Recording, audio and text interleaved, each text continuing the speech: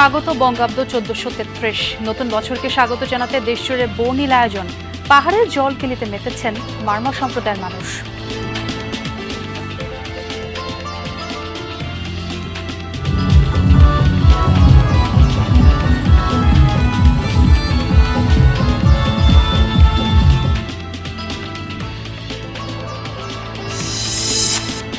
কৃষক কার্ড বিতরণ কার্যক্রমের উদ্বোধন করলেন প্রধানমন্ত্রী তারেক রহমান। আর্থিক প্রণোদনার টাকা পৌঁছে গেছে 21,000 কৃষকের কাছে।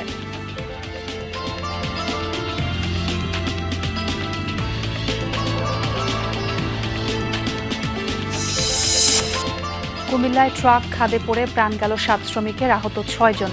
প্রত্যক্ষদর্শীদের অভিযোগ, দুর্ঘটনার সময় গাড়ি চালাচ্ছিলেন হেলপার।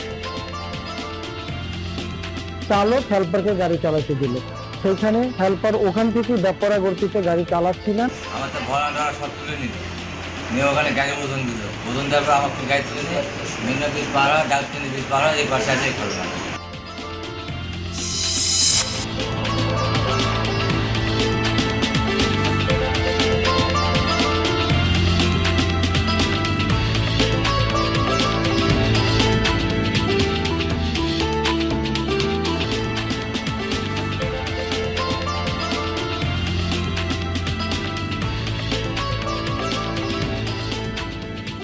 আমন্ত্রণ সংবাদ সারাদর্শে, সঙ্গে আছি আমি ছোয়া খন্দকার। আর এতক্ষণ শিরোনাম দেখছিলেন।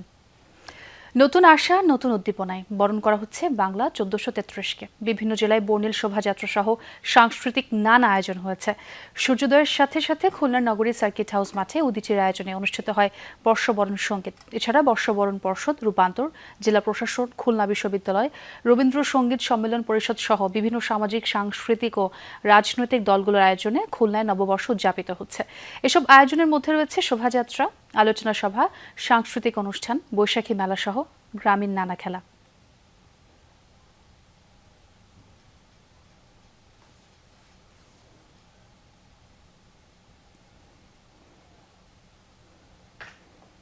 আজকে শুভ নববর্ষ, সেই কারণে আমরা অনেক নাচ, গান এবং আনন্দ করব এবং র্যালিতে যাব।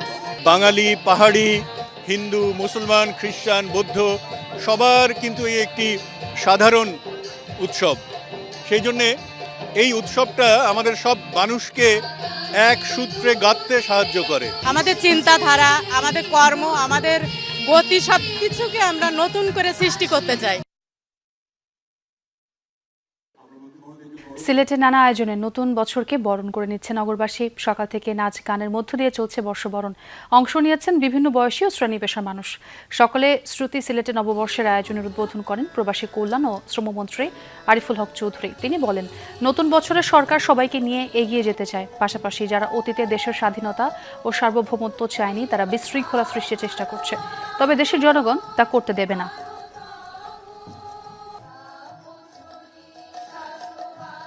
বাংলা নববর্ষে আমরা সবাই প্রার্থনা করব যে আমাদের এই দেশটাকে সামনের দিকে এগিয়ে নিয়ে যেতে, এবং আমরা যেন পিছনের সমস্ত গ্লানি ভুলে গিয়ে বাংলাদেশকে আমরা সামনের দিকে নিয়ে যেতে চাই। এদিকে নতুন বছরকে স্বাগত জানাতে দেশের বিভিন্ন বিশ্ববিদ্যালয়ে চলছে বর্ণাঢ্য আয়োজন। খুলনা বিশ্ববিদ্যালয়ে সকাল 10টায় বৈশাখী শোভাযাত্রা বের করা হয়। বিশ্ববিদ্যালয়ে কেন্দ্রীয় খেলার মাঠে বৈশাখী মেলা উদ্বোধন করেন বিশ্ব উপাচার্য। সকালে বেসরকারি খান বাহাদুর আহসানুল্লাহ বিশ্ববিদ্যালয়ে বৈশাখী শোভাযাত্রা করে শিক্ষার্থীরা। রাজশাহী বিশ্ববিদ্যালয়ে বিভিন্ন অনুষদের আয়োজনে আনন্দ র্যালি, সাংস্কৃতিক অনুষ্ঠান হচ্ছে। লাঠি খেলা সহ বিভিন্ন আয়োজন হয়েছে ক্যাম্পাসে। চট্টগ্রাম ও জাহাঙ্গীরনগর বিশ্ববিদ্যালয়েও মেলা সহ চলছে নানা আয়োজন।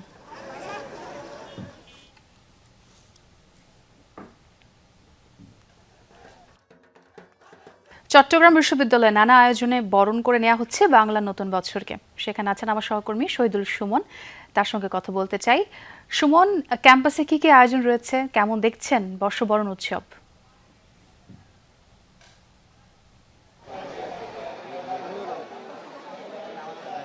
ছোয়া, বর্ণিল আয়োজনে কিন্তু আসলে নতুন বছরকে চট্টগ্রাম বিশ্ববিদ্যালয়ে বরণ করে নিচ্ছে বিশ্ববিদ্যালয় কর্তৃপক্ষ। আমরা সকাল থেকে আছি, সকাল 10:30টায় যে শোভাযাত্রা, সেটির মধ্য দিয়ে আসলে চট্টগ্রাম বিশ্ববিদ্যালয়ের নতুন বছরের যে আনুষ্ঠানিকতা সেটি শুরু হয়েছে। এই মুহূর্তে আমরা রয়েছি চাকসু ভবনের সামনে। এখানে নারী শিক্ষার্থীদের অংশগ্রহণে বৌচি খেলা চলছে। একটি রাউন্ড শেষ হয়েছে, আরেকটি রাউন্ডের জন্য আসলে দুটি দল প্রস্তুতি গ্রহণ করছেন। যারা এখানে বিচারকরা রয়েছেন, যারা এখানে রেফারি রয়েছেন, তারা আসলে নানা কৌশল বা নিয়ম কানুনগুলো আসলে এখানকার দুটি দলের যারা অংশগ্রহণকারী রয়েছেন তাদেরকে আসলে শিখিয়ে দিয়েছেন। এবং একই সাথে পাশের একটি মঞ্চে কিন্তু আলোচনা সভা চলছে। আমি যদি বলি, চট্টগ্রাম বিশ্ববিদ্যালয়ে একেবারে সাজ রব, নানা রং বেরঙের শাড়ি পাঞ্জাবি পরে কিন্তু যারা শিক্ষার্থীরা রয়েছেন তারা এসব আয়োজনে অংশগ্রহণ করছেন। আমরা বায়োস্কোপ দেখেছি, এখানে বলি খেলার ব্যবস্থা রয়েছে, এখানে কাবাডি রয়েছে। সব মিলিয়ে গ্রামীণ যেসব সংস্কৃতি বা ঐতিহ্য রয়েছে সেগুলোই কিন্তু আসলে চট্টগ্রাম বিশ্ববিদ্যালয়ের নানা আয়োজনের মধ্য দিয়ে সেগুলো ফুটিয়ে তোলার চেষ্টা করছেন। আমরা দেখছি বিশ্ববিদ্যালয়ের শিক্ষার্থী ছাড়াও কিন্তু আসলে বিশ্ববিদ্যালয়ে যারা শিক্ষক কর্মকর্তা কর্মচারীরা রয়েছেন তারা কিন্তু এই কর্মসূচিগুলোতে অংশগ্রহণ করছেন এবং দিনভর সাংস্কৃতিক কর্মকাণ্ড সহ একেবারে রাত 9টা পর্যন্ত বিশ্ববিদ্যালয়ের যে কার্যক্রম সেগুলো আসলে নতুন বছরকে বরণ করে নিতে চলবে। সুমন, অনেক ধন্যবাদ। এবার আমরা একটু রাজশাহীতে যেতে চাই, সেখানেও বাংলা নতুন বর্ষ বরণের খবর জানাবেন আমার সহকর্মী তারেক মাহমুদ। তিনি আমাদের সঙ্গে যুক্তই আছেন। তারেক, বর্ষবরণ উপলক্ষে ক্যাম্পাসে কি কি আয়োজন চলছে একটু দেখতে চাই আপনার মাধ্যমে। রাজশাহী বিশ্ববিদ্যালয়ের বন্ডিল আয়োজনে কিন্তু নানান অনুষ্ঠান চলছে। আমি এখন রয়েছি রাজশাহী বিশ্ববিদ্যালয়ের পরিবহন চত্বরে। এখানে গ্রামীণ ঐতিহ্যর যে লাঠি খেলা, সেই লাঠি খেলা অনুষ্ঠিত হচ্ছে এবং সকাল থেকে আমি যতটুকু দেখেছি যে রাজশাহী বিশ্ববিদ্যালয়ের বিভিন্ন বিভাগের বিভিন্ন অনুষদের যে যারা দায়িত্বরত রয়েছে, শিক্ষক শিক্ষার্থী থেকে শুরু করে সকলে আসলে নিজ বিভাগের সামনে তারা সাংস্কৃতিক অনুষ্ঠান সেটি শুরু করেছেন এবং বেলা 11টার দিকে রাজশাহী বিশ্ববিদ্যালয়ের যে চারুকলা অনুষদের আয়োজনে বন্ডিল শোভাযাত্রা সেটি বের হয়। শোভাযাত্রাটি ক্যাম্পাসের বিভিন্ন সড়ক প্রদক্ষিণ করে চারুকলায় যে প্রাঙ্গণ সেখানে কিন্তু গিয়ে শেষ হয়। এখন রাজশাহী বিশ্ববিদ্যালয়ের ছাত্র দলের আয়োজনে গ্রামীণ যে ঐতিহ্য যে লাঠি খেলা, সেই লাঠি খেলা অনুষ্ঠিত হচ্ছে এবং এখন পর্যন্ত আমি দেখতে পাচ্ছি যে গ্রামের যারা আসলে লাঠি খেলে তাদেরকে আসলে নিয়ে আসা হয়েছে। এই টিমটি এসেছে রাজশাহীর চারঘাট থেকে। আমি ছাত্র দলের যারা রয়েছে দায়িত্বরত তাদের সাথে কথা বলে জানতে পেরেছি এ বাদেও রাজশাহী বিশ্ববিদ্যালয়ের এই বিভিন্ন বিভাগের সামনে সাংস্কৃতিক অনুষ্ঠান, নাচ গান সহ বিভিন্ন যে অনুষ্ঠান সেগুলো কিন্তু হচ্ছে এবং সকাল থেকে রাজশাহী বিশ্ববিদ্যালয়ে যেমনটি আমি দেখছি যে এই অনুষ্ঠানে আগত যারা রয়েছে নতুন বছরের যারা শুভেচ্ছা জানিয়েছেন, সবার জীবন যেন নববর্ষের এই নতুন দিনে নতুন বছরে যেন আনন্দ মুখর হয়ে থাকে সে বিষয়টি বলছেন। এবং এই লাঠি খেলা কিন্তু রাজশাহীর একদম যতটুকু আমি দেখতে পাচ্ছি যে এই লাঠি খেলা রাজশাহীর পুঠিয়া চারঘাট সহ বিভিন্ন গ্রামের যারা মানুষজন রয়েছে তারা কিন্তু খেলেন এবং তারাই এই টিমটি কিন্তু এসেছে রাজশাহীর চারঘাট থেকে। এই ছোঁয়া। তারেক, আপনাকে অনেক ধন্যবাদ। দর্শক, খাগড়াছড়িতে সাংগ্রাই উৎসবের আয়োজন নিয়ে জানাতে আমার সহকর্মী শাহরিয়ার ইউনুস আমাদের সঙ্গে যুক্তই আছেন। শাহরিয়ার, সার্বিক আয়োজন প্রথমত কেমন দেখছেন? নতুন বছরে পাহাড়ের মানুষের প্রত্যাশার কথা জানতে চাই।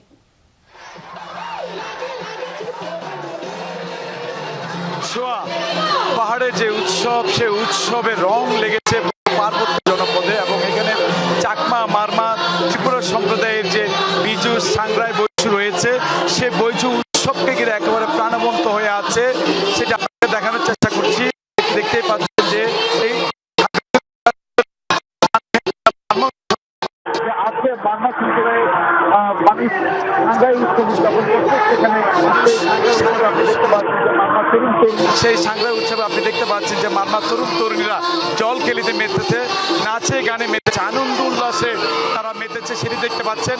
এবং আপনি এটাও দেখতে পাচ্ছেন যে এখানে সাংগ্রাই উৎসবকে ঘিরে তরুণ তরুণীরা যে জল খেলায় মেতেছে, সেই জল খেলার মধ্য দিয়ে তাদের যে মৈত্রী ভাব এবং যে বর্ষ বিদায়, বর্ষ বরণ, সেটি তারা করে থাকে। মূলত এই উৎসব পাহাড়ের প্রাণের উৎসব, সম্প্রীতির উৎসব, সৌহার্দ্যপূর্ণ সহাবস্থানের উৎসব, সেটি আমরা এখানে দেখতে পাচ্ছি যে পুরো জনপদ একেবারে মিলন মেলায় পরিণত হয়েছে। এটি মারমা সম্প্রদায়ের সাংগ্রাই উৎসব হলো।